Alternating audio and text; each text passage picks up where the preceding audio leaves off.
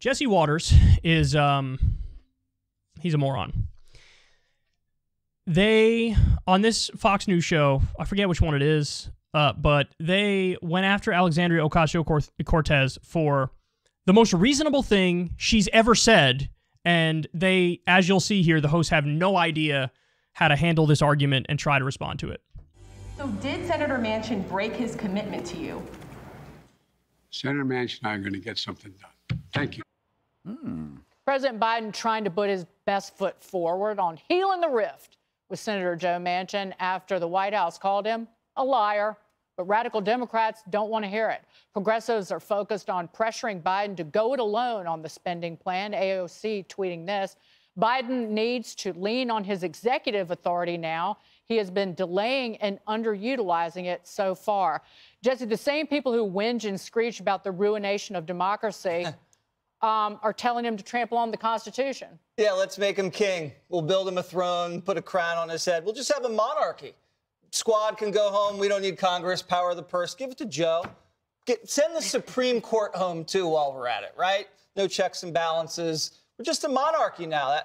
Who talks like that? It doesn't even pass the if the shoe were on the other foot test, which is a great test. And you know how much I hate tests.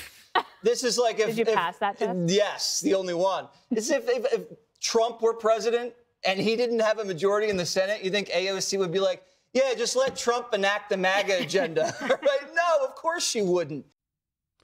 Yeah, because Trump is for policies like, let's randomly assassinate a top Iranian commander and almost spark a war which violates international law and U.S. law. So, yeah, letting Trump run wild with terrible executive orders that do objectively batshit things is not a good idea. Now, Biden, on the other hand, at least with the stated things that he pretended to be in favor of in the campaign, if those were done through executive order, number one, they would actually be allowed, but number two, they'd be good. It's like... You're against it when a Republican president does stuff, but you're not against it when a Democratic president does opposite stuff? Yeah, Jesse, it's called politics, you nitwit. Oh, God. It's just so stupid. And by the way, there are certain executive orders that Trump could do that people would support. For example, Trump used executive authority to pardon Alice Johnson. On that front, I look at it and I go, wonderful, great. You pardon somebody who's a nonviolent drug offender who shouldn't have been locked up in the first place. She was going to spend life in prison, and you let her go. That's wonderful. So you got to go on a case-by-case basis. Is this executive order good? Is it bad? Is it constitutional? Is it not constitutional? Each one is different, Jesse. Each one is different. God, he's so dumb. Like, he's just incredibly stupid. Now, I will say this as well. You're not talking about a monarchy, blockhead. You're talking about a dictator. The word you were looking for was dictatorship or tyranny. He's like, let's make him a monarch. Make him part of a royal family? What are you talking? That's got nothing to do with it. These guys are going to put me in an early grave, man. They really are. And then he brings up, oh, you know, this is like trampling on the Constitution. Well, not necessarily. It depends on the context of the executive order. Yes, if it's something that involves the power of the purse that is not already allocated to executive agencies, then yes, you can't do it through executive order. True. Everybody knows that. Well, everybody who follows this stuff closely knows that. But there are plenty of things that the president can do on their own through using their executive authority. I mean, for example, for everything when it comes to military, like if the president decides I want to end a war, he doesn't have to go through Congress. He can just end the war. He's the commander-in-chief. That's one thing. Things that don't involve the power of the purse, or anything that involves the executive agencies that's already allocated to them and delegated to them with their power. So, for example, student loan debt. It's something like 90 or 95% of the student loan debt is held by the federal government. So they already have the authority on that front, and the 1965 Higher Education Act already passed through Congress. It delegates to the education secretary and the president. If they want to eliminate student debt, they could do it literally right now. The experts who follow this stuff will tell you that. They already have the authority to do it. Now, I have no doubt that if Biden were to do that, these guys would scream, oh my God, you're a tyrant. Well, actually, no, they'd say, you're a king. This is like a monarchy. What? They would scream bloody murder, but they would be wrong. And by the way, without a doubt, it would be upheld in court.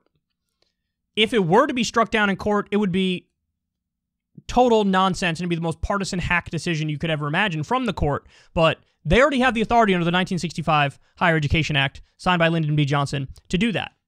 That's just one example. Legalizing marijuana. Okay, the president is the head of the executive branch. When it comes to, the DEA is an executive branch. And you have the scheduling system. That's part of the executive branch. And so you have Schedule 1, 2, 3, 4. It goes down, right? The president could decide, I'm going to change, marijuana from a Schedule 1, or I'll just take it off the list, or I'll change it from Schedule 1 to Schedule 3 or 4, whatever. And the president can do that. The head of the DEA can do that. That's an executive order. That's executive authority they have the ability to do. The president can expand health care to everybody during an emergency.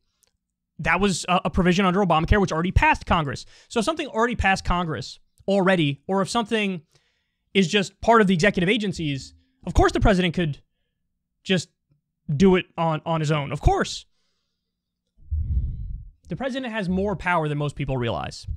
Now, yes, if you have the wrong people with the reins on that, that's not good. Like, you don't want a psychopath. Like, the Bush administration used their executive authority to do torture. Not good. So you want to make sure the power's in the right hands, but there are plenty of things that the executive branch can do on their own. Now, there are things that they can't do, but AOC's not calling for Biden to do anything that's not already in his delegated power. So it's just like, they just have such shitty arguments against the left when the left calls for very basic things. And by the way, you could make an argument, even if Biden were to do something with his executive power that he doesn't have the authority to do, you still could make an argument that that's more democratic than the opposite. Why?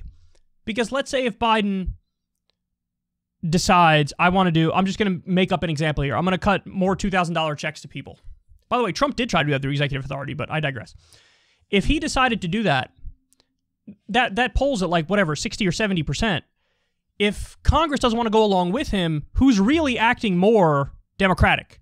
Well, if Biden's trying to uphold the will of the American people, you could argue that's more democratic than the primitive, archaic process that you have to go through in order to get to that point.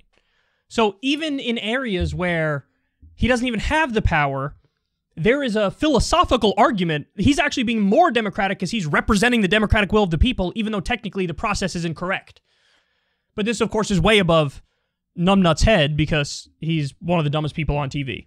So anyway, there you have it. I got plenty of criticisms of AOC. This is not one of them. She's 100% right. If anything, her fault in this whole conversation is that even though she's tweeting that this is what Biden should do, are you ready to force him to do it? Are you ready to use your own action to make him do it? How would she do that? Get a group of 14 House progressives, swear to each other that you're going to vote as a block no matter what, and then you meet with Biden and say, we're going to block everything unless you start doing executive orders.